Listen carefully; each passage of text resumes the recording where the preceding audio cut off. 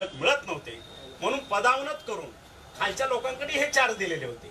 आणि त्याच पद्धतीनं आता सुद्धा तात्पुरत्या स्वरूपात जोपर्यंत आपल्याला इलिजिबल कॅन्डिडेट मिळत नाही तोपर्यंत हे चार्ज दिलेले आहेत। आता जाहिराती आलेल्या आहेत, ज्या वेळेस आम्हाला ते कॅन्डिडेट मिळतील, आताचा चार्ज हा काय परमनंट दिलेला नाही, तर ते चार्ज इमिजिएट त्या अप्रूव्ड, जर आपण डायरेक्टर असेल किंवा काय ॲज पर द नॉर्म्स त्यांच्याकडे तो चार्ज दिला जाईल। आणि त्याच्यामुळं आज संपूर्ण ह्या डिपार्टमेंटमध्ये लोकांच्या अशा अतिशय चांगल्या पद्धतीनं पल्लवी झालेल्या आहेत की आता रोस्टर तयार होत आहे, बिंदू नामावली तयार होते आणि आम्हाला ज्याला प्रमोशन म्हणून ते येत्या 6 महिन्यामध्ये मिळतील अशा पद्धतीची भावना माझ्या खात्यामध्ये चांगल्या पद्धतीने तयार झाली। दुसरी एक गोष्ट तुम्ही लक्षात घेतली पाहिजे की ज्या पद्धतीनं हे वर्ष दीड वर्ष झालं माननीय खासदार एका पेपरचे संपादक वर्ष दीड वर्ष ह्या खात्यामध्ये अजिबात लक्ष दिलं नाही ते, आणि अचानकच त्यांना 2 दिवसापूर्वी अधिवेशनाच्या तोंडावरती लक्षात आले की नाही ह्या खात्यामध्ये फार मोठा भ्रष्टाचार चाललाय, प्रचंड मोठा भ्रष्टाचार चाललाय। तो कशात दिसला, कसा दिसला, कोणाकडून त्यांना रात्री स्वप्न पडलं हे मला माहित नाही। आणि म्हणून दिल्लीपासून गल्लीपर्यंत आम्हीही राजकारण करतो, आम्ही शिवसैनिक आहोत, त्याच्यामुळं आपल्या मागचा बोलवता धनी कोण हे सुद्धा आम्ही थोड्या दिवसात तुमच्या पुढे आणल्याशिवाय मी राहणार नाही, हा एक भाग आहे। आणि दुसरी गोष्ट, ज्या पद्धतीनं मी रिॲक्ट होतो किंवा ज्या पद्धतीनं माझी कामाची पद्धत आहे संपूर्ण मीडियानं संपूर्ण महाराष्ट्रानं बघितलेली आहे की अतिशय ट्रान्सपरंट स्वच्छ कारभार त्याला पहिलं प्राधान्य आहे। दुसरी गोष्ट, मी शिक्षकी पेशातला असल्यामुळं, मी प्राध्यापक असल्यामुळं how to behave with my colleagues, how to motivate my colleagues, I know it very well. आणि त्याच्यामुळं ज्या गेले 10-12 वर्ष ज्या लोकांच्या समवेत तुम्ही काम केलं त्याच लोकांना बरोबर घेऊन त्यांना मोटिवेट करून आरोग्याचा पूर्ण चेहरा मोहरा बदलण्याचं काम मला वाटतं ह्या दीड वर्षामध्ये झालेलं आहे, ते आपण पाहिलंच आहे। म्हणून तुम्ही बघितलं असेल की पहिलं माझं अभियान कारभार तर रुटीन चालूच असतो, मंत्री येतो, ते फाईल येतात, साईन करतात, ते पुढे जातात, ते एक लूप आहे तो काम चालू असतं। पण त्याच्याशिवाय सुद्धा भारताचे पंतप्रधान नरेंद्रजी मोदी, आमचे होम मिनिस्टर अमित भाई शहा आणि आमचे मुख्यमंत्री आणि इथले उपमुख्यमंत्री ह्या सगळ्यांच्या आदेशानुसार मी जे जे प्रपोजल किंवा जे जे धोरण त्यांच्या पुढे मांडलं त्या प्रत्येक धोरणाला त्यांनी भरभरून मला प्रतिसाद दिला आणि त्याच्यामुळं ह्या विभागामध्ये काम करण्यासाठी मी यशस्वी ठरलो असं मला वाटतं। आणि म्हणून पहिलं अभियान मी माता सुरक्षित घर सुरक्षित जे महाराष्ट्रामध्ये महाराष्ट्राच्या इतिहासामध्ये किंवा भारताच्या इतिहासामध्ये कुठल्याही राज्यामध्ये अशा पद्धतीचं अभियान राबवलं गेलं नव्हतं, ते व्हिजन मी दिलं आणि माझ्या खात्यानं त्याच्यावरती अतिशय स्वतःला झोकून देऊन जवळपास 4,39,00,000 माझ्या माता भगिनीचं परीक्षण केलं, तपासण्या केल्या आणि त्याच्यावरती आता उपचार आणि शस्त्रक्रिया चालू आहे। हे अभियान संपतंय न संपतंय तोपर्यंतच मी दुसरं अभियान दिलं, जागरूक पालक सुदृढ पालक। तुम्ही बघितलं असेल मागच्या डिसेंबरच्या दरम्यान हे अभियान सुरू झालं होतं। जवळपास 2,92,00,000 बालकांची संख्या आपल्या महाराष्ट्रामध्ये आहे हे त्यावेळेस नोटिंग झालं आणि जवळपास 2,18,00,000 मार्च पर्यंत त्यावेळेस एक्झाम सुरू झाल्या, म्हणून पुढची बालकांची संख्या तशीच ज्याला स्किपिंग म्हणून एक्झामच्या ह्याच्यामध्ये गोंधळात असल्यामुळं लोकांनी आरोग्य खात्यातल्या लोकांनी तिथपर्यंत पोहोचू शकले किंवा शाळांनी त्यांना परमिट केलं नाही, पण जवळपास 2,18,00,000 बालकांचं त्यावेळेस परीक्षण झालं, तपासण्या झाल्या, ज्याला आपण म्हणू prevention is better than cure.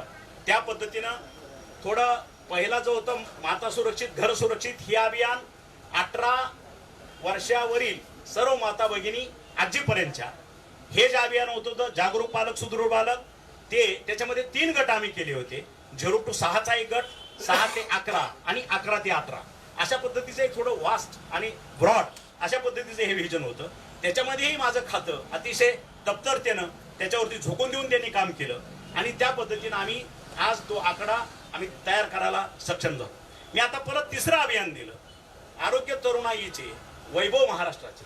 तुम्ही बघितलं असेल काल परवा जवळपास 1 कोटी तरुणांचं म्हणजे 18 वर्षावरील तरुण आजोबापर्यंत यांचं परीक्षण झालं, तपासण्या झाल्या, ह्याच्या शस्त्रक्रिया चालू आहेत, त्याच्या पुढचे जे काही संदर्भित जे उपचार चालू ते आज त्या पद्धतीनं कामकाज चालू आहे. म्हणजे रुटीन काम चालू असताना सुद्धा वेगवेगळ्या पद्धतीचं अभियान देऊन माझ्या महाराष्ट्रातील 12.5 कोटी जनतेचं आरोग्य कसं जपायचं आणि त्यांना कॉन्फिडन्स कसा जनरेट झाला पाहिजे हे बघितलं जातं. मध्यंतरी तुम्ही बघितलं असेल 15 ऑगस्ट 2023ला आम्ही एक उपक्रम चालू केला. महाराष्ट्रातील शासकीय जे आमचे दवाखाने आहेत, PSC टू जिल्हा रुग्णालय, सर्वांना मोफत उपचार. आणि ज्यावेळेस तो निर्णय झाला 15 ऑगस्ट पासून तो इम्प्लिमेंट झाला आणि महाराष्ट्राच्या कानाकोपऱ्यातून त्यावेळेस फोन आले. महाराष्ट्राच्या प्रत्येक PSC आणि प्रत्येक विभागावाईज जे का आपले 8 रिजन आहेत, प्रत्येक रिजन मधनं फोन आले समाधानाचे. आणि तुम्ही बघितलं असेल त्यावेळेच्या प्रत्येक PSC टू जिल्हा रुग्णालय होणारी OPD आणि IPD जे आकडे होते त्याच्या जवळपास 33 ते 34 OPD आणि IPD आज रजिस्टर आहेत. आणि मध्यंतरी आपल्याच माध्यमातून आपणच तो इश्यू रेज केला की प्रत्येक दवाखान्यामध्ये औषधांचा तुटवडा भासायला लागला. तो औषधाचा तुटवडा भासण्यामागचं कारण हे होतं की मोफत उपचार आणि OPD आणि IPDची संख्या जवळपास 33-34 3% 4% नव्हे, पटीत बोलतो मी. एवढ्या पटीत वाढल्यामुळं आमचे CSDHO ह्यांना तो अंदाज आला नाही की आपण 1 महिन्याची औषध खरेदी केलेली आहे. ही खरेदी केली असताना जर 4-5 अशा पद्धतीची जर OPD किंवा IPD सुरू झाली तर तो औषधाचं कंझ्युमेबल त्या आठवड्यामध्ये संपायला लागलं. आणि म्हणून माननीय मुख्यमंत्री आणि उपमुख्यमंत्र्यांनी आम्हाला आदेशित केलं की त्या लेवलला जेवढी औषधं लागतील ते खरेदीचे अधिकार 100% खाली द्या. आम्ही ते खरेदीचे अधिकार 100% खाली देऊन टाकले. DPC मधून असेल, आमच्या आरोग्य विभागाच्या DD लेवलवरती असेल, CSDHO लेवल असतील, त्या लेवलला खरेदीचे अधिकार दिले. आज औषधाचा कुठेही त्या पद्धतीचा तुटवडा नाही. आज OPD आणि IPD जवळपास 33 ते 34 चालू आहे. म्हणजे अशा पद्धतीचं एक अभियान आपण राबवतोय. त्याच्या पुढचं तुम्ही बघितलं असेल तामिळनाडूच्या पॅटर्नवरती आपण ह्या ठिकाणी औषध खरेदी प्राधिकरणाची निर्मिती मागच्या ह्या अधिवेशनापासून म्हणजे मागच्या वर्षीच्या केली होती आणि आपल्या अर्थसंकल्पीय अधिवेशनामध्ये त्याला फायनल मंजुरी मिळाली. ते प्राधिकरण आज अंतिम टप्प्यात आहे. ते माझं एक ड्रीम आहे. ते प्राधिकरण म्हणजे की त्याची एक SOP तयार झाली पाहिजे. त्याची सर्व ट्रान्सपरन्सी ज्या पद्धतीचा आज महाराष्ट्र शासन आपल्या आरोग्यावरती खर्च करतंय पण त्या पद्धतीचा आउटपुट आपल्याला मिळाला पाहिजे. ते आज मिळत नाही. आउटपुट ओरिएंटेड वर्क ज्याला आपण म्हणू त्या पद्धतीचं कामकाज ह्या प्राधिकरणाच्या माध्यमातून होणं अपेक्षित आहे. त्याच्यातला बेसिक मुद्दा माझा हा होता की औषध खरेदीची आपली होणारी प्रक्रिया आहे ह्याचं कॅलेंडर फिटमेंट व्हायला पाहिजे. की हे आता डिसेंबरमध्ये ह्या सर्व ज्या काय मागण्या आहेत माझ्या संपूर्ण महाराष्ट्रातल्या CSDHOच्या त्या मागण्या हेड ऑफिसला आल्या पाहिजे. हेड ऑफिसला मागण्या आल्यानंतर त्याच्यावरती एक टेंटेटिव्ह बजेट आपल्याला पर इयर की आपल्या औषधाची किंवा सर्जिकल इक्विपमेंट असतील किंवा सर्जिकल कुठल्या बाकीच्या इक्विपमेंट ह्याच्यावरती खर्च किती होतो एक टेंटेटिव्ह बजेट आपल्याला कळेल. आणि त्या अनुषंगानं आपण हे प्राधिकरणाची निर्मिती केलेली आहे. त्या ठिकाणी आपण नॅशनल असेल, इंटरनॅशनल असेल, फार्मा कंपनी आपण इनपॅनलमेंट करतोय. त्या ठिकाणी पहिलं धोरण हे आहे की हे सर्व टेंडरिंग असणार आहे, ट्रान्सपोर्ट असणार आहे, गोडाऊन्स असणार आहे आणि हे जे पेमेंट सुद्धा पेमेंट अगदी CSDHO लेवलच्या हाती पासबुक असणार आहे. खरेदी देणी करायचे हे फक्त हे प्राधिकरण एकदा डिसाईड करणार आहे. रेट कॉन्ट्रॅक्ट ज्याला आपण म्हणू हे फायनल होणार आहे. आणि ह्याच्यामध्ये जो अतिशय कळीचा मुद्दा आहे की आतापर्यंत हा मुद्दा कधीही पुढे आला नाही. तो कुठला मुद्दा तर एक्सपायरी डेटच्या औषधं. आणि तुम्ही मध्यंतरी आपल्याच माध्यमातून 1-2 ठिकाणी बघितलं की औषधाची क्वालिटी त्या अप टू मार्क नसते. मीन्स व्हॉट की ह्या औषधाच्या ज्या कंटेंट असतात, एखादी गोळी असेल त्याच्यातले ज्या कंटेंट अप टू मार्क नाही म्हणजे ती औषधं इफेक्टिव्ह नसतात असं आपल्या माध्यमातून मी मागच्या 8 का 15 दिवसापूर्वी मी ते ऐकलं.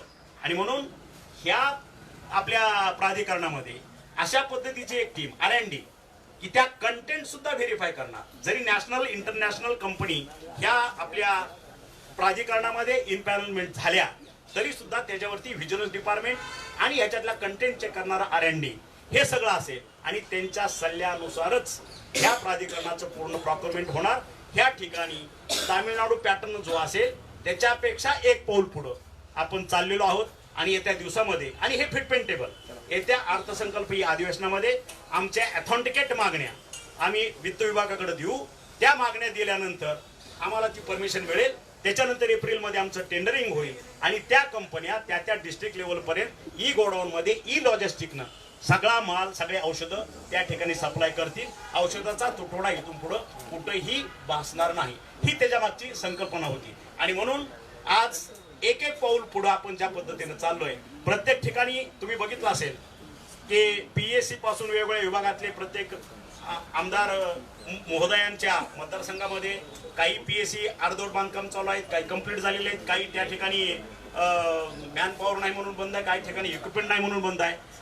गेले 2 महिन्यापासून माझा एक 4 लोक त्याच्यावरती काम करतायत, एक टॅब्युलर फॉर्म मध्ये की कुठल्या स्टेजला प्रत्येक जिल्ह्यातली ह्या पद्धतीचे कामकाज कुठल्या स्टेजला आहे.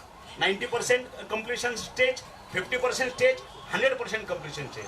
मॅन पॉवर कमी आहे का, सर्जिकल इक्विपमेंट आहे का, फर्निचर फिक्चर आहे का, ह्या पद्धतीचा टॅब्युलर फॉर्म करून ज्या दवाखाने आज लोकार्पण करण्याच्या तयारीत आहेत, पुढच्या महिन्यामध्ये जसं अधिवेशन संपेल हे सर्व दवाखाने लोकांच्या सेवेसाठी तत्पर आपण लोकार्पण करू. त्या ठिकाणी कुठलाही निधी आपण कमी पडू देणार नाही. एक प्रश्न असा आहे की थेट आरोप तुमच्यावरती झाले आहेत आणि नुकसानीचा दावा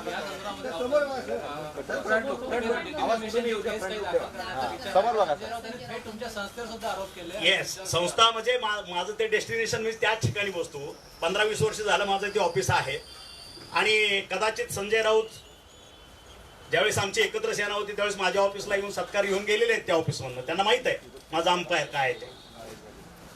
आणि त्या ऑफिसमध्ये कदाचित त्यांनी आपली आणखी हेर मंडळी पाठवावी, मला भेटायला कोण येतं हे त्यांनी बघावं. महाराष्ट्राच्या कानाकोपऱ्यातनं येणारे रुग्ण ज्याला गरज आहे माझे जे ओएसडी त्या ठिकाणी काम करतात 24/7 3 शिफ्ट मध्ये माझे ओएसडी त्या ठिकाणी आम्ही ठेवलेले आहेत की मुख्यमंत्री सहाय्यता निधी असेल, रुग्णालयामध्ये कुणाला ऍडमिशन मिळत नसेल, कुणाला अँब्युलन्स मिळत नसेल, वैयक्तिक त्याला काय अडचण असेल, ह्या पद्धतीची सेवा उपलब्ध करून देण्याचं ते माझं हेडक्वार्टर आहे. आणि म्हणून त्यांनी जे माझ्यावरती आरोप केले तर त्या आरोपाला म्हणून मी पहिलं क्लिअर केलेलं आहे की त्या आरोपांना उत्तर देण्यासाठी मी आज एवढी मोठी तुमच्या समवेत पत्रकार परिषद घेतलेली नाही. माझ्या दृष्टीनं तो गौण भाग आहे. पण 12.5 कोटी जनतेनं माझ्यावर जो विश्वास ठेवला की हा मंत्री आरोग्यासाठी काहीतरी धडपडतोय, हे खातं चांगलं काहीतरी करतंय, आणि त्या लोकांचा कुठेही एक अविश्वास होऊ नये ह्याच्यासाठी मी हे पत्रकार परिषद घेतली. आणि म्हणून राहिला आपल्या प्रश्नाचं उत्तर, आज त्यांनी जे माझ्यावर आरोप केले ते आरोप केले असताना मी माझ्या वकिलांचा सल्ला गेले 2 दिवस घेतो. मी पुण्यात असताना सुद्धा येत्या 2-3 दिवसामध्ये त्यांनी जर आमची माफी मागितली नाही माझ्या खात्याची, माझी वैयक्तिक नाही, माझ्या खात्याची, तर त्यांच्यावरती माझं खातं माझ्या सहित त्यांच्यावरती अब्रू नुकसानीचा दावा आम्ही ठोकणार आहे. आणखी एक मुद्दा मला सांगायचा आहे की ह्याच्यामध्ये तुम्ही बघितलं असेल गेले 10-15 वर्ष त्या खात्यामध्ये म्हणजे 2007-8 पासून आतापर्यंत 2023 पर्यंत घेऊ आपण, एक अधिकारी, मग तो CS असेल, DHO असेल किंवा कोणी असेल, 5-5, 10-10 वर्ष, 15-15 वर्ष, 20-20 वर्ष एकाच पदावरती त्याच डेस्टिनेशनला काम करतोय. मग ह्या दुसऱ्या खात्यामध्ये चालतं का? महाराष्ट्र शासनाची एक सिस्टम किंवा एक ज्याला आपण रूपरेखा आपण म्हणू घटनेच्या तरतुदीप्रमाणे एका अधिकाऱ्याची बदली 3 वर्षांना त्या ठिकाणी होते. मग हे अधिकारी 15-15, 20-20 वर्षे त्याच पदावरती का बसून राहिले, ह्याच्यामध्ये आतापर्यंत कोणी लक्ष का दिलं नाही? मग हे नेक्सस आहे का? आणि त्याचाही एक भाग, हा जो आरोपाचा भाग आहे, जो कटाचा भाग आहे, ते एक नेक्सेस ह्याच्यामध्ये आहे असं माझं वैयक्तिक मत आहे. कारण आज एक अधिकारी 20 वर्ष एकाच जिल्हा रुग्णालयाला असेल, उपजिल्हा रुग्णालयाला असेल, म्हणजे त्या ठिकाणी कामं जॉईन व्हायचं आणि त्या ठिकाणी रिटायरमेंट. मला वाटतं महाराष्ट्रामध्ये ह्या खात्याशिवाय दुसरीकडे अशा पद्धतीचं कुठेही कामकाज नाही. आणि म्हणून कुठेतरी अपग्रेड करायचं, कुठेतरी सुधारणा करायची, नवीन लोकांना कुठेतरी संधी उपलब्ध करून द्यायची, त्यांना कुठेतरी प्रमोट करायचं आणि आपल्या ह्या आरोग्य विभागाचा एक भाग बनवायचं, म्हणजे त्यांना मोटिवेशन द्यायचं. हे काम मी सुरू केल्यामुळं काही लोकांना, काही एक हार्डली 0.01% लोकांना हे आवडलं नसावं, आणि म्हणून तो एक ह्या आजच्या आरोपाचा भाग असू शकतं असं माझं मत. मंत्री महोदय, एक प्रश्न थेट आहे तुम्हाला. तुम्ही ठाकरेंच्या खासदारांनी आरोप केल्याच्या नंतर माध्यमांसमोर आहात. मुळात प्रश्न असा आहे, तुम्ही मंत्रीपद स्वीकारल्यापासून किंवा या महायुतीच्या सरकारमध्ये आल्यापासून तुम्हाला अडचणीत आणण्याचा वारंवार प्रयत्न केला गेलेला आहे. सुदैवाने तुम्ही घरी बाहेर आलात, पण हा झारीतील शुक्राचार्य कोण आहे जो अडचणीत आणतोय तुम्हाला? नाही, आता खरं तर मी माझं काम करत असतो, तुम्हाला माहित आहे. मी तुमच्याकडनंच अपेक्षा ठेवून मला वावगं वाटत नाही. त्याच्यामुळे तुम्ही जाहीरीतला शुक्राचार्य कोण असेल हे मला थोड्या दिवसात सांगावं अशी विनम्र विनंती करतो. आणि साहेब, तुम्ही आता सांगितलं की यामागे काही आमदारांनी तुमच्याच आणि तुमच्या सहकारी मंत्र्यांवर एक आरोप केलेले आहे किंवा एक तक्रार केलेली आहे मुख्यमंत्र्यांकडे की त्यांची कामं होत नाही. ते कुठेतरी आता मंत्रिमंडळाचा विस्तार कदाचित अधिवेशनानंतर होईल अशी शक्यता आहे. तर काय वाटतंय तुम्हाला की तुमचे सहकारी कुठेतरी चढाओढ लागली आहे काही? नाही, असेल ज्याचं त्याचा जो आपापल्या पद्धतीनं आपली कुठली SOP असते ते वापरत असतो. मला सांगायला आनंद होतो आपल्याशी, आणि मी ज्या पद्धतीचं काम करतो तुम्ही आजही माझ्या खात्यातनं फीडबॅक घ्या. जसं मी काम हातात घेतं, जसं हे शासकीय असेल पण माझं खाजगी काम सुद्धा, माझं टेबल हे 0 पेंडन्सीचं टेबल असतं. माझ्या टेबलवरती 8 दिवसापेक्षा जास्त फाईल राहत नाहीत. अधिवेशनापूर्वी ज्यावेळेस मी मुंबईला आलो, आपली कॅबिनेट झाली, त्या दिवशी माझ्याकडे 0 पेंडन्सी होती. एकही फाईल माझ्याकडे पेंडिंग राहत नाहीये. साहेब, तुम्ही आता सांगितलं की संजय राऊतांमागे कोणीतरी बोलवता धनी आहे, लवकरच त्याला पण समोर आणू. आत्ताच आणा ना साहेब, नेमकं तो बोलवता धनी कोण आहे आणि काय त्याचा उद्देश आहे? मला तुमच्याच माध्यमातून समजेल असं मी आताही तेही म्हणालो. कारण आज झारीतला शुक्राचार्य कोण आणि याचा बोलवता धनीचे तर मी शोध घेतोय, पण झारीतला शुक्राचार्य आपल्याच माध्यमातून मला समजेल अशी मी आशा व्यक्त करतो. अधिवेशनापूर्वी कथित घोटाळे पुढे आणायचे आणि सभा तहकूब करायची, सभागृहात गोंधळ करायचा, हे वारंवार चालत आलं. आपण पाहतोय मागची तीन अधिवेशन असेल, गेल्या अधिवेशनात देखील अब्दुल सत्तारांवर असेच कथित आरोप करण्यात आले होते आणि सभागृह चालू दिलं नव्हतं. मात्र सध्याची परिस्थिती अशी, अवकाळी पाऊस आहे, गारपीट आहे, हे प्रश्न मार्गी लागले नाही तर शेतकऱ्यांचे नुकसान होणार. हेच मी म्हणतोय की मूळ मुद्दा बाजूला ठेवून जे फोकस व्हायला पाहिजे. खरंच आपल्या मीडियाला सुद्धा माझी नम्र विनंती आहे, जे महाराष्ट्रातले जे खरेच बर्निंग इश्यू आहेत त्याच्यावरती आपण फोकस करा. आणि गेले याच्यामधले आता अभियान रूपी मी तुम्हाला 3 कामं सांगितली. तुम्ही बघितलं असेल, आरोग्याची वारी पंढरीच्या दारी, ज्ञानेश्वरांनी जी पालखी सोहळा त्यावेळेसपासून सुरू केला, 300 वर्षापासून 400 वर्षापासूनचा आतापर्यंत अशा पद्धतीची आरोग्य व्यवस्था पंढरपूरमध्ये आपल्याच साक्षीनं तुम्ही सर्वजण त्या ठिकाणी बघितलंय. जवळपास 11.5 लाख वारकऱ्यांच्या तपासण्या आपण त्या ठिकाणी केल्या.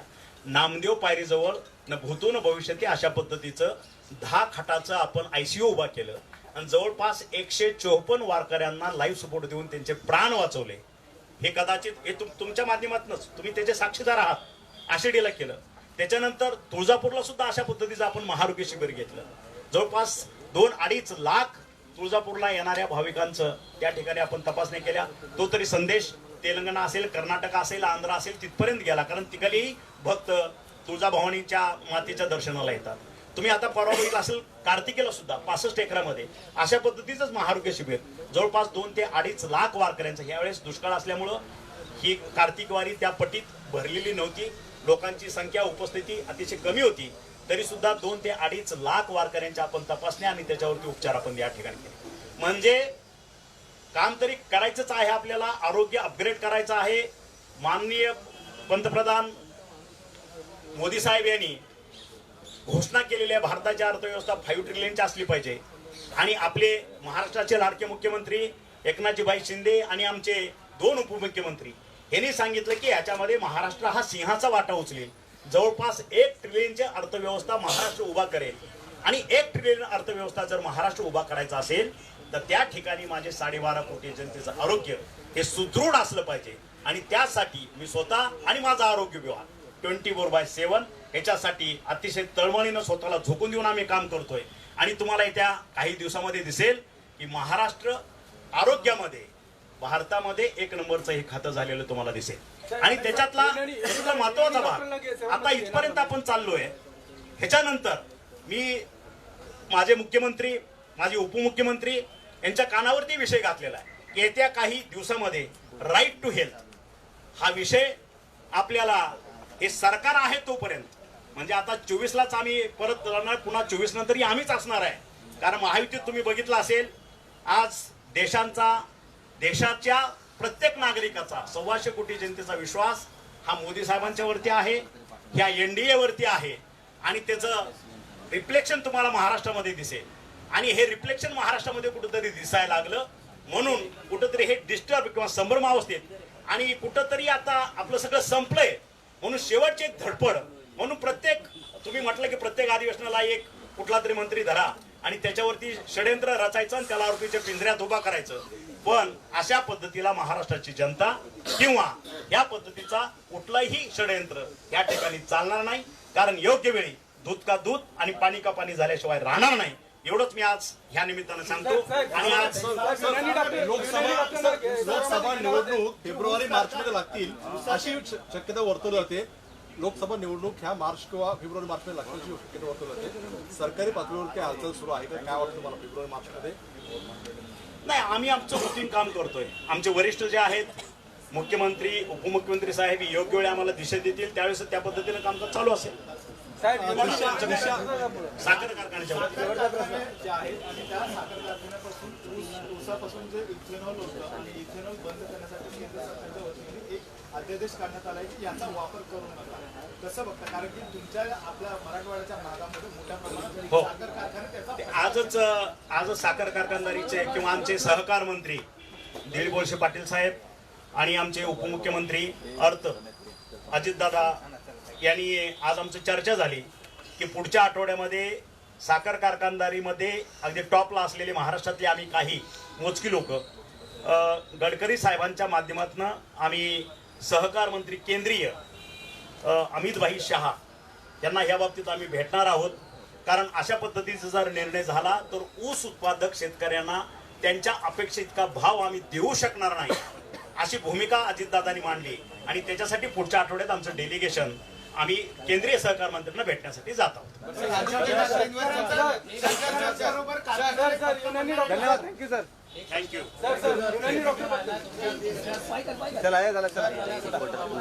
सिस्टीम जी आहे त्या संदर्भात काय सांगताल? ज्या पद्धतीने यापूर्वी काय सांगा नेक्सस होतं, नेक्सस मोडून काढण्यासाठी नाही, एक लक्षात घ्या. फेसलेस आपण ज्या फेसलेस बदल्या केलेल्या आहेत त्याच्यामध्ये तुम्ही मित्री म्हणेन ज्यांना कोणाला त्रास दिला किंवा आपल्या मीडियानं सुद्धा या परिचारक असतील आमचे मेडिकल ऑफिसर असतील ह्यांच्याशी चर्चा करावी.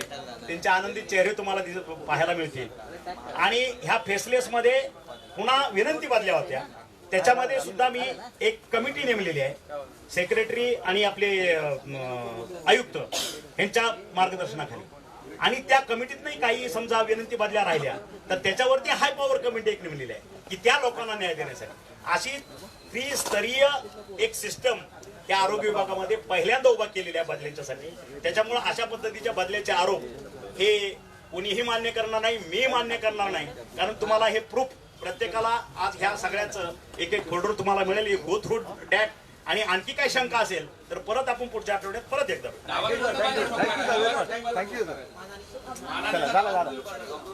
अब्रू नुकसानीचा दावा येत्या 8-10 दिवसामध्ये त्यांनी जर या ठिकाणी माफीनामा जर मागितला नाही तर माझ्या जे काय कायदेशीर सल्लागार आहेत यांच्याबरोबर चर्चा करून पुढच्या 8-10 दिवसामध्ये मी मानहानीचा दावा ठोकणार.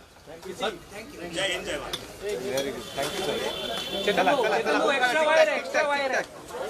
एक्स्ट्रा वायर आहे तिकडे गेला बूम नाहीये.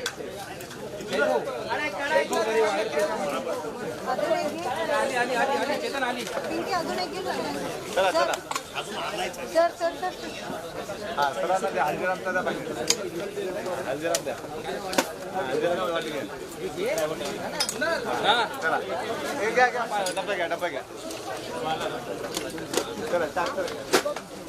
अरे येईल रे.